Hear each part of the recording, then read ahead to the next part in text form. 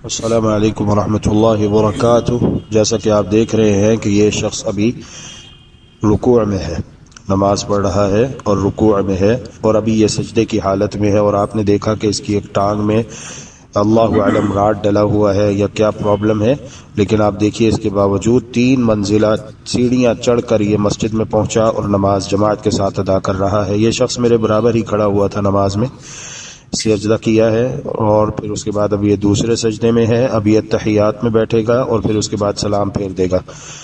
नमाज एक ऐसा फरीज़ा है जो अल्लाह तबारक व तआला ने दिन और रात में 5 मरतबा हर मुसलमान आकिल बालिग मर्द औरत जवान बूढ़े पर फ़र्ज़ करार दिया है।